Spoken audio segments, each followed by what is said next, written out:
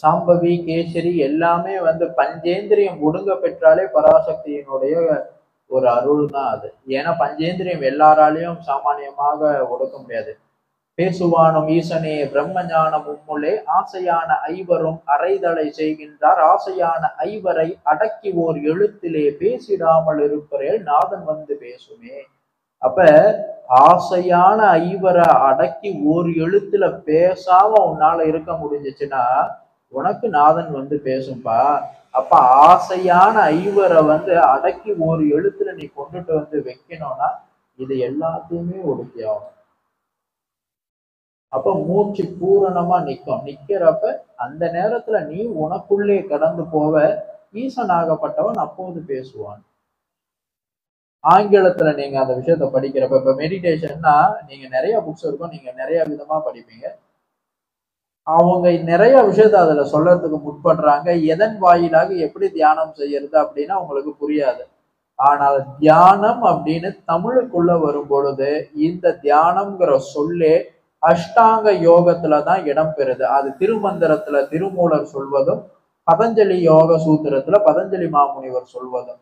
அப்ப அந்த இடத்துல அவங்க தியானம்னு என்னத்தை சொல்றாங்கன்னா பஞ்சேந்திரியத்தை ஒரு மனிதன் அடக்கி ஒரு இடத்தில் அமருவதற்கு பேரு தான் தியானம். ஆங்கிலத்துக்கு மொழிபெயர்த்ததுக்கு பிறகு அந்த இடத்துல அதுக்கு இலக்கணம் கிடையாது. அப்ப இலக்கணம் இல்லாத போது யார் யாரெல்லாம் ஒரு விஷயத்தை நினைப்பதற்கு பேரு தியானம்னு சொல்றாங்க. இல்ல ஒரு இடத்துல வந்து நீங்க எதையாச்சும் ஒண்ணு சிந்திச்சுட்டு அமைதியா உட்கார்ந்துனீங்கன்னா தியானம்னு சொல்றாங்க. நீங்க ரொம்ப ஜாய்ஃபுல்லா ஒரு இடத்துல போய் சந்தோஷமா இருந்தீங்கன்னா அதுக்கு பேரு. அப்ப இது சுத்தமா உங்களை குழப்பி விட்டுரும். அப்ப நீங்க அந்த மெடிடேஷன் அப்படிங்கிற வார்த்தைக்குள்ள போகாம முதல்ல அதனாலதான் ஒரு சொல்லினுடைய பொருள் வந்து ரொம்ப முக்கியம். இதை யார் சொன்னாங்க, எங்கேருந்து இந்த சொல் உருவானுச்சு, அப்ப இதற்கு கருப்பொருள் எது அப்படிங்கிற விஷயத்தை நீங்கள் ஆய்வு செய்யலன்னா ஒரு நாளும் உங்களுக்கு அதோடைய உண்மை புலப்படவே படாது. பஞ்சேந்திரியத்தை அடக்கி கொண்டுட்டு போறதுக்கு பேர் யோகம். அதை ஒரு இடத்துல நின்று செஞ்சீங்கன்னா அதுக்கு பேரு தியானம். யோகம்னா அந்த ஃபுல் ப்ராசஸுக்கு உண்டான பெயர். இந்த கண்கள் வந்து பூர்வ மையத்துல வச்சுட்டு கண்ணாக்குல வைக்கிறாலும் அந்த மாதிரி வச்சுட்டு மூச்சுல கவனத்தை செலுத்தி முறையாக யோகம் செய்து மூச்சு முழுசா நிக்கணும். மூச்சு முழுசா இந்த இடத்துல நின்றுச்சுன்னு சொன்னா பஞ்சேந்திரியத்தினுடைய ஒடுக்கம் வந்துடும். பஞ்சேந்திரியத்துக்கு சாவி மூச்சு தான். இந்த மூச்சு நிக்கிறதுக்கு பேரு தான் யோகம். இது நிக்கிறதுக்காக தான் இந்த கண்ணை கொண்டுட்டு போய் இங்க வைக்கிறது. அதுக்கப்புறம் வந்து நம்ம கவனத்தை மூச்சுல வைக்கிறது, நாக்கை அண்ணாக்குல வைக்கிறது. இதுலயே வந்து உங்களுக்கு தொடு உணர்வு அப்படின்னு சொல்லக்கூடியது நாக்கு அண்ணாக்குல இருக்கிறப்ப முடிஞ்சு போச்சு. அப்ப நாக்கு அண்ணாக்குக்கு போகும்போது இந்த உணர்வும் போயிருச்சு. எஞ்சி இருக்கிறது மூச்சு. கவனத்தை அது உள்ளுக்கு வைக்கிறப்ப இந்த உணர்வும் போச்சு. கண்ணு இதை தூக்கி மேல வச்சோன்னே இந்த உணர்வும் போச்சு.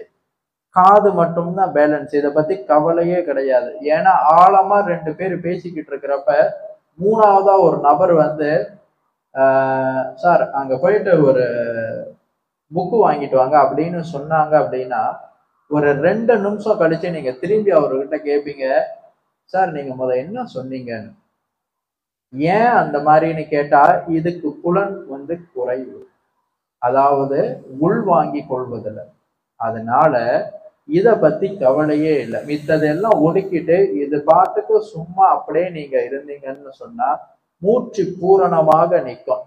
அப்படி பூரணமாக நிற்கும் பொழுது உங்களுக்கு நிஷ்டை கூடும். நிஷ்டை கூடுறப்ப நீங்க சமாதிக்குள்ள போவீங்க. அதுக்கு பேர் தான் தியானம். அந்த மூச்சு பூரணமாக நிற்கும் பொழுது பஞ்சவர்ண தரிசனத்தோடு நீங்கள் உள்ளே செல்வீங்க. உங்களுக்குள்ளே கடந்து அதற்கு பேரு தியானம். அந்த இடத்துல போய் நின்று அதற்கு மேலே போகிறதுக்கு பேரு சமாதி.